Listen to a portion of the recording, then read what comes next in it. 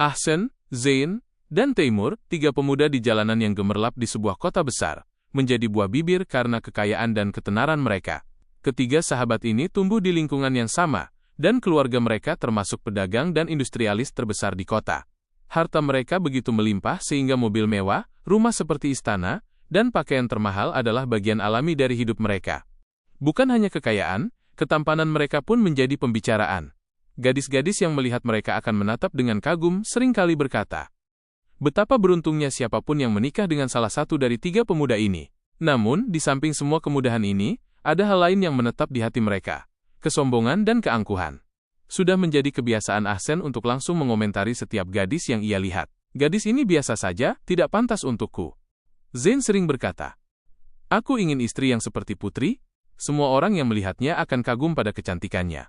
Teimur akan tertawa terbahak-bahak sambil berkata, jika aku menikahi wanita yang jelek, kehormatanku akan hancur. Hanya ada satu keyakinan di hati mereka, pernikahan hanya tentang kecantikan. Semua sifat lain tidak penting. Oleh karena itu, mereka menolak banyak pinangan baik yang datang kepada keluarga mereka, hanya karena mereka tidak menyukai wajah gadis-gadis tersebut. Hati banyak keluarga telah terluka karena kesombongan para pemuda ini. Meskipun penduduk kota mengagumi harta dan kemewahan mereka, mereka merasa sedih dan tidak senang dengan perilaku mereka. Keluarga mereka telah menasihati mereka berulang kali, anak-anakku, kecantikan wajah bukanlah segalanya, yang terpenting adalah akhlak yang baik dan budi pekerti yang luhur. Namun, para pemuda hanya tertawa dan tidak menganggap serius kata-kata orang tua mereka. Suatu hari, ketiga sahabat itu duduk di salah satu taman besar kota, membicarakan proposal pernikahan terbaru. Ahsen tertawa dan berkata, kemarin datang foto seorang gadis. Hidungnya agak besar, langsung aku tolak. Zain mengejek. Aku juga ditawari gadis bermata kecil, aku bilang. Ini tidak sesuai dengan levelku. Teimur tertawa terbahak-bahak. Jika kita mulai menerima gadis-gadis seperti itu, apa gunanya kekayaan dan ketampanan kita? Kita hanya pantas mendapatkan yang tercantik. Orang-orang biasa yang duduk di taman mendengar kata-kata ini. Salah satu dari mereka bergumam, mereka hanya hidup dalam kesombongan. Mereka tidak tahu apa itu kehidupan nyata. Di akhir bagian ini, terlihat jelas bagaimana Ahsen, Zain, dan Teimur melupakan nilai-nilai sejati di bawah bayangan kekayaan, ketampanan, dan kesombongan. Bagi mereka, kebahagiaan dan kehormatan hanya terdiri dari kecantikan luar. Namun, mereka tidak menyadari bahwa takdir telah menyiapkan pelajaran yang sangat berbeda untuk mereka, sebuah pelajaran yang akan menghancurkan kesombongan mereka, dan mengubah hati mereka sepenuhnya. Hari-hari berlalu di kota itu hingga suatu hari, seorang darwis tua datang dari negeri yang jauh. Dengan janggutnya yang putih bersih, wajahnya yang bersinar, dan matanya yang berkilauan dengan kebijaksanaan yang mendalam, ia dengan cepat memenangkan cinta dan rasa hormat dari orang-orang. Kedatangannya seperti peringatan, terutama bagi mereka yang memiliki keangkuhan di hati. Saat darwis itu berjalan di pasar, ia melihat Ahsen, Zain, dan Teimur. Mereka kembali tertawa terbahak-bahak di antara mereka sendiri, menyebut gadis-gadis yang mereka lihat di sekitar dengan kata-kata meremehkan. Darwis itu mendekati mereka dengan langkah pelan. Pertama, ia memberi salam, lalu bertanya dengan suara lembut. Anak-anakku, mengapa kalian tertawa begitu keras? Bisakah kalian memberitahuku apa yang begitu lucu? Ahsen tersenyum dengan sikap sombong. Kami sedang membicarakan gadis-gadis yang akan kami nikahi di masa depan. Kami tidak akan menerima seseorang yang biasa atau jelek. Istri kami haruslah sangat cantik. Zain juga menimpali. Nilai seseorang diukur dari kecantikannya. Hanya kecantikan yang pantas untuk kami yang kaya dan tampan. Teimur menambahkan sambil tertawa terbahak-bahak.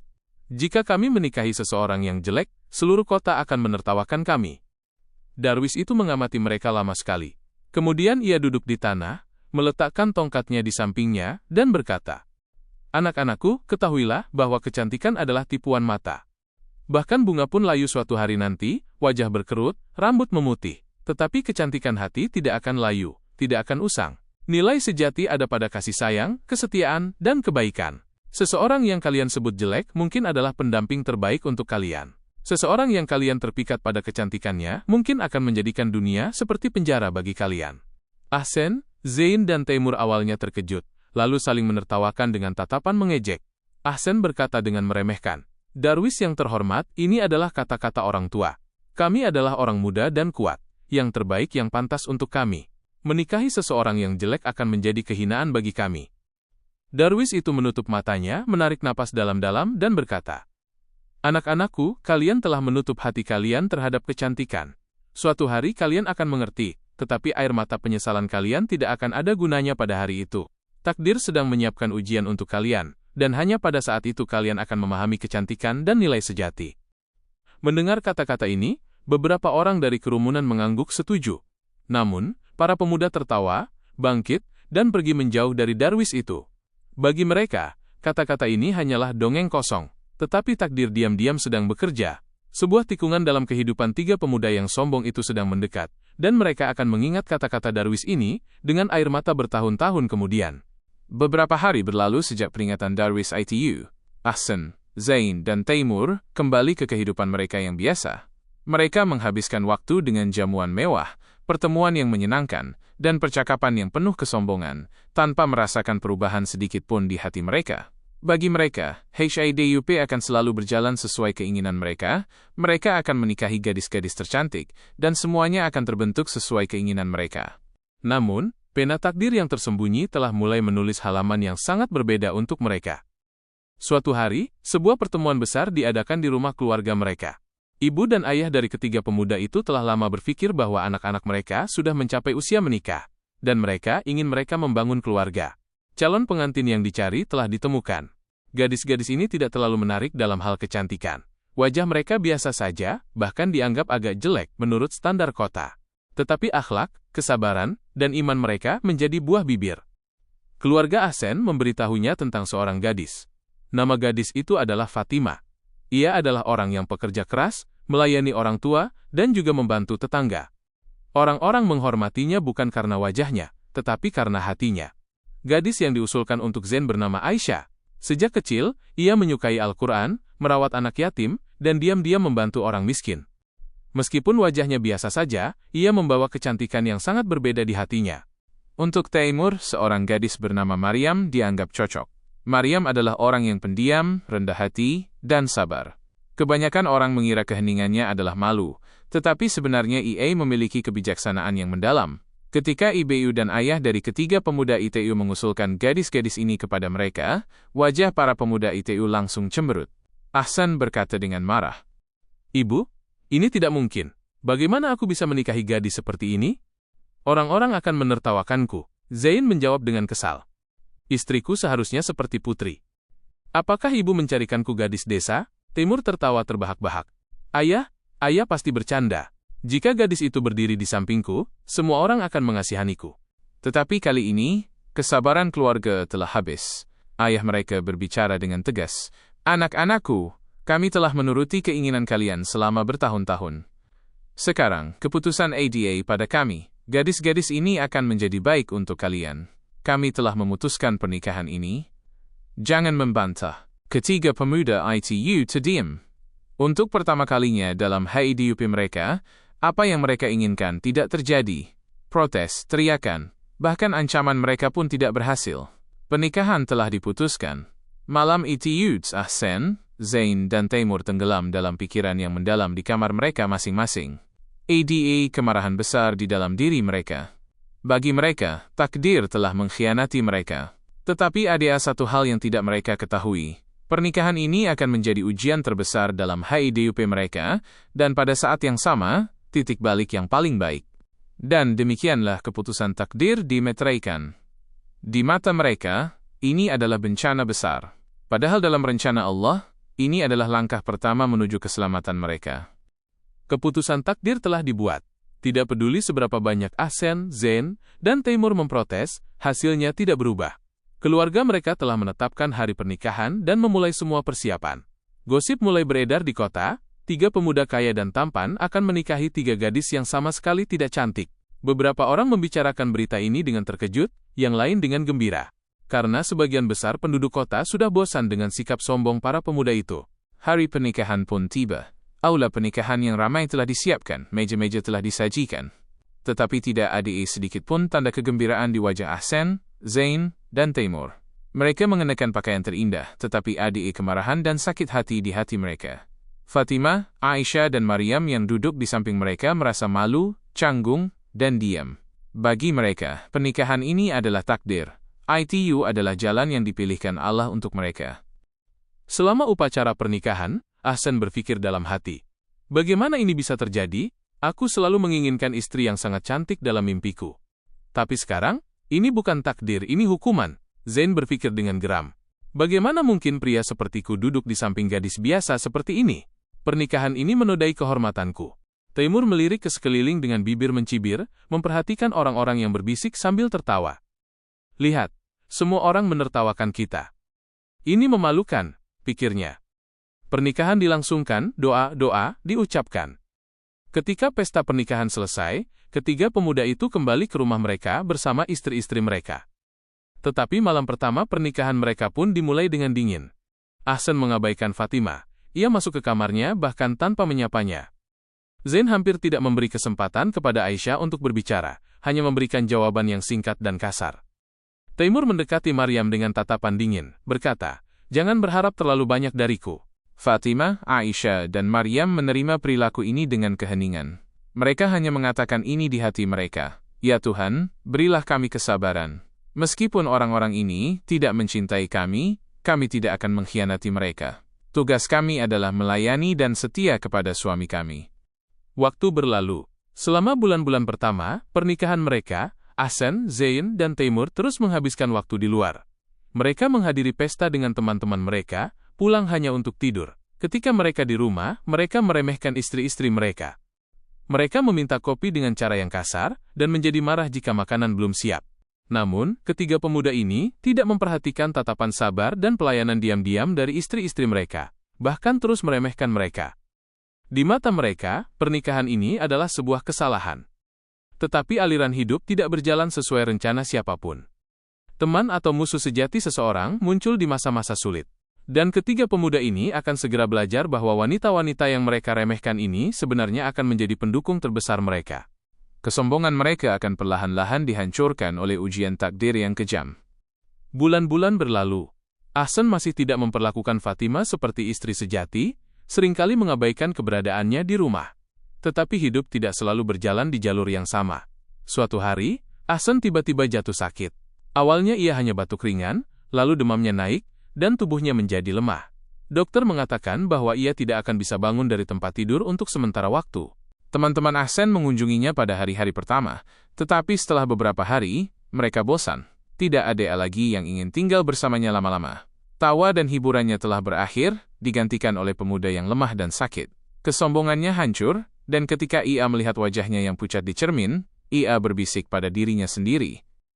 Apakah aku telah jatuh ke keadaan ini? Ketampananku, kekuatanku, segalanya hilang dari tanganku. Tepat pada saat itu, hanya ada satu orang di sisinya.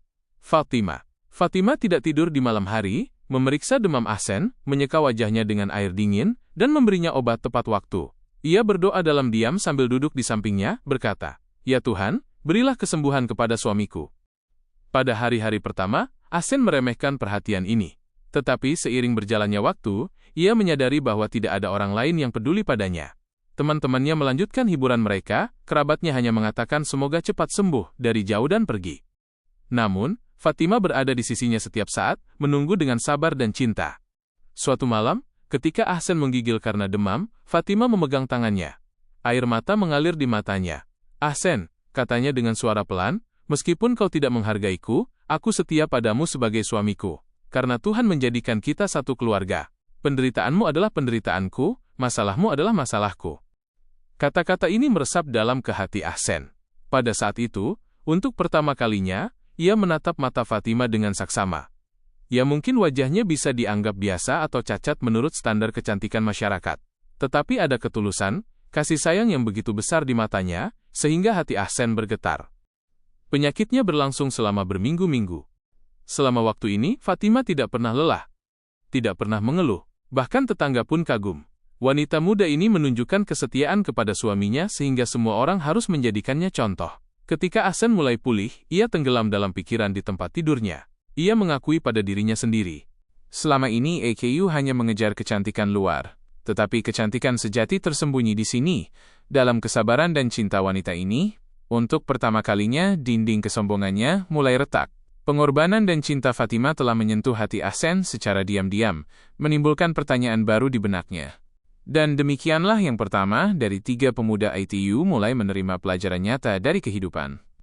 Tetapi ini baru pemulaan. Ujian yang lebih besar sedang menunggu Zain dan Taimur.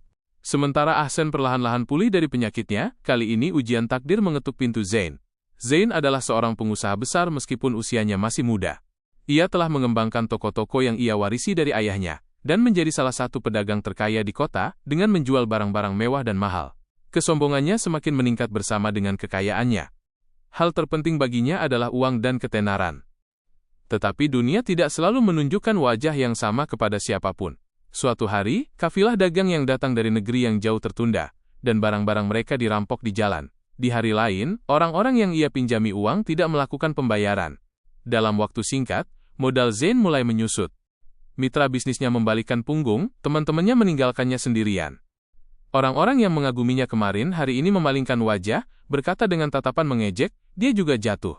Zain menjadi semakin marah setiap hari, mengurung diri di kamarnya, melihat kertas-kertas, dan bergumam pada dirinya sendiri. Bagaimana mungkin? Aku seharusnya tidak kalah. Semuanya berada di bawah kendaliku. Kekayaanku, kekuatanku, reputasiku, semuanya hilang dari tanganku. Dalam masa-masa sulit ini, hanya ada satu orang di sisinya, Aisyah. Aisyah melakukan segalanya untuk memperbaiki semangat suaminya. Ia menasihatinya untuk bersabar, berkata dengan suara lembut, Zain, harta benda datang dan pergi. Kekayaan sejati adalah iman dan kesabaran di hati seseorang. Jangan bersedih, kita bersama. Baik miskin maupun kaya, Allah cukup bagi kita. Awalnya, Zain mengabaikan kata-kata ini. Ia berpikir, apa yang wanita ini ketahui tentang bisnis? Akankah dia mengganti apa yang aku hilangkan? Tetapi seiring berjalannya waktu, ia menyadari bahwa teman-teman yang menertawakannya telah menghilang. Namun, Aisyah muncul di hadapannya setiap hari dengan senyum, menghiburnya. Suatu malam, rumor kebangkrutan telah menyebar ke seluruh kota. Zain duduk di kamarnya dengan kepala di antara tangan, dalam keputusasaan yang mendalam. Aisyah datang, menaruh semangkuk sup hangat di depannya, dan berlutut berkata dengan lembut, Zain, kau pikir kau telah kalah. Tetapi mungkin ini adalah peringatan dari Allah kepadamu. Kekayaan sejati ada di hati yang tahu bersyukur. Aku ada di sisimu. Abaikan apa kata orang. Jika kita bersabar, Allah akan membuka pintu. Kata-kata ini menusuk hati Zain seperti belati. Untuk pertama kalinya, matanya berkaca-kaca. Ia berpikir dalam hati, selama ini Akayu selalu mencari kecantikan luar. Tetapi kecantikan sejati tersembunyi di sini, dalam kesabaran dan iman wanita ini. Malam itu, untuk pertama kalinya dalam hidupnya, Zain merasa bersyukur kepada istrinya. Iman dan kedamaian yang ia lihat di mata Aisyah tampak jauh lebih berharga daripada kekayaannya. Kehidupan bisnis Zain tidak mudah pulih, tetapi sekarang ia tidak merasa seperti seseorang yang kehilangan segalanya. Karena ia memiliki istri yang setia dan sabar di sisinya. Dan istri itu perlahan-lahan memecahkan rantai kesombongan di hati Zain. Sekarang giliran ujian pemuda ketiga, Taimur. Setelah bisnis Zain memburuk, mata kini tertuju pada Taimur. Taimur adalah salah satu pemuda paling tampan dan paling mencolok di kota. Ia menunggang kuda yang kuat, mengenakan kaftan berbordir emas, dan menarik perhatian semua orang. Baginya, hidup adalah tentang hiburan dan petualangan. Ia terus-menerus bepergian dengan teman-temannya, dan menghabiskan uang untuk pamer. Tetapi suatu hari, takdir mengetuk pintunya. Taimur, saat berlari kencang dengan kudanya, menabrak kereta yang keluar ke jalan tanpa hati-hati. Ia terlempar ke tanah oleh kerasnya tabrakan. Kakinya patah parah. Dokter terbaik di kota dipanggil, tetapi perawatannya akan memakan waktu lama. Bencana terbesar bagi Taimur adalah tidak bisa lagi menunggang kuda dan berkeliaran dengan bebas seperti dulu. Ketika ia terbaring di tempat tidur, ia menjadi marah, berteriak, kesal, dan bahkan terkadang menghina orang-orang di sekitarnya. Teman-temannya mengunjunginya pada hari-hari pertama, tetapi mereka tidak tahan dengan sikap marah dan manja Taimur.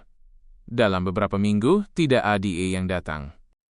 Hanya ada satu orang di sisinya, istrinya, Zainab. Zainab adalah salah satu gadis paling sederhana dan tidak mencolok di kota. Ia dikenal bukan karena kecantikan wajahnya, tetapi karena kasih sayang di hatinya. Orang-orang bertanya-tanya mengapa Taimur menikahinya dan mengejeknya. Tetapi sekarang, tepat pada saat ini, nilai sejati Zainab terungkap. Setiap pagi ia bangun pagi-pagi, membersihkan luka Taimur, menyiapkan makanan untuknya, dan mencoba memberinya semangat. Bahkan ketika ia menjadi merah padam karena marah, ia berkata dengan suara lembut, Taimur, bersabarlah. Ini juga akan berlalu. Aku ada di sisimu. Jika kau jatuh, akan mengangkatmu. Allah tidak meninggalkan hamba NYA sendirian.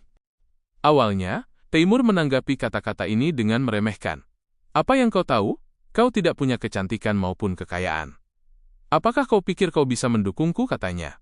Tetapi seiring berjalannya waktu, melihat setiap orang yang meninggalkannya dan secara pribadi mengalami setiap pengorbanan, ia menyadari bahwa Zainab sebenarnya adalah teman sejatinya dan berkah terbesarnya. Suatu malam, kaki Taimur mulai sakit parah. Ia sangat kesakitan sehingga air mata mengalir dari matanya. Zainab memegang tangannya dan mulai berdoa. Dengan kata-kata yang datang dari hati, ia memohon kepada Allah sambil menangis. Ya Tuhan, berikan rasa sakit ini padaku, berikan kesembuhan padanya. Dia kuat, tetapi tidak sabar. Aku bisa menahannya, tetapi jika dia jatuh, dia akan hancur. Tolong, berikan dia kemudahan. Taimur mendengar doa yang keluar dari bibir istrinya pada saat itu. Hatinya terguncang. Ia berbisik pada dirinya sendiri. Wanita ini, hati yang penuh pengorbanan ini, siap mengorbankan dirinya untukku. Inilah kecantikan sejati. Bukan wajah, tetapi hati adalah kecantikan. Sejak hari itu, perubahan dimulai di hati Taimur.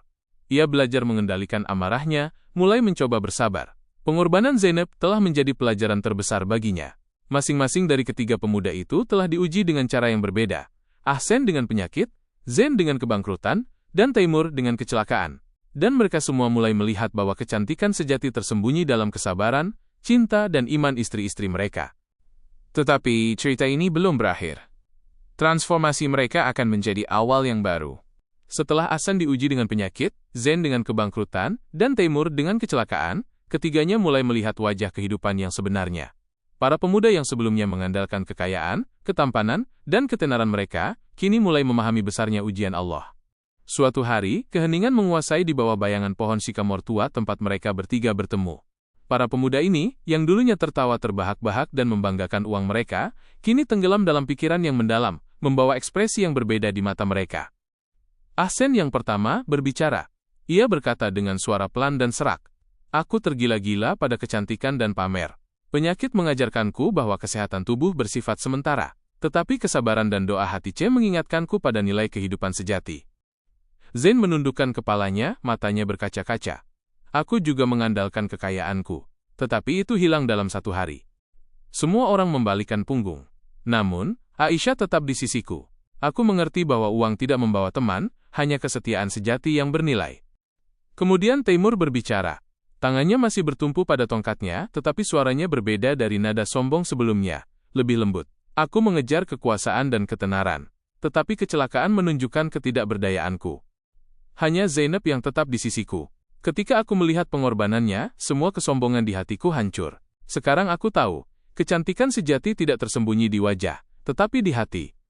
Ketiganya terdiam. Pada saat itu, masing-masing dari mereka mengalami kebangkitan batin. Hidup tidak akan pernah sama lagi bagi mereka. Ketika malam tiba, angin yang bertiup dari cabang-cabang sycamore itu seolah-olah mengiyakan kata-kata mereka. Mereka mengangkat mata ke langit. Melihat bintang-bintang yang bersinar di langit, mereka mengucapkan doa ini di hati mereka. "Ya Allah, segala puji bagimu karena telah menunjukkan jalan yang benar kepada kami. Kami lalai, tetapi Engkau berbelas kasih. Engkau mendidik kami dengan kesabaran dan cinta istri-istri kami. Mulai sekarang, kami ingin menjalani hidup kami sesuai dengan keridaan-Mu." Malam itu, ketiga pemuda itu merasakan kedamaian di hati mereka. Mereka sekarang mengerti bahwa harta, kecantikan, dan ketenaran bersifat sementara. Yang abadi adalah iman, kesabaran, dan kesetiaan. Dan kebangkitan ini adalah awal dari perjalanan baru mereka. Setelah diuji dengan ujian yang berbeda, Ahsan dengan penyakit, Zain dengan kebangkrutan, dan Taimur dengan kecelakaan, ketiganya telah menjadi orang yang sangat berbeda. Ahsan telah belajar kesabaran dari hati Zain kesetiaan dari Aisyah, dan Taimur pengorbanan dari Zainab. Pengalaman-pengalaman ini tidak hanya membuat mereka lebih terikat pada istri-istri mereka, tetapi juga membuat mereka melihat kehidupan dengan mata yang berbeda. Di kota, semua orang sekarang memperhatikan perubahan mereka. Para pemuda yang dulunya sombong, suka pamer, dan angkuh ini kini telah menjadi orang yang rendah hati, bersyukur, dan suka menolong.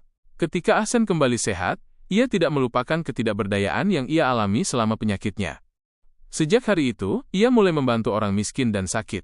Bersama istrinya, Hatika, mereka membuka rumah mereka untuk yang membutuhkan, membagikan makanan, dan merawat anak yatim. Meskipun Zain tidak mendapatkan kembali kekuatan komersialnya yang lama, ia tidak putus asa. Ia kini merasa cukup dengan penghasilan yang sedikit tetapi halal, dan melihat uang sebagai alat, bukan tujuan.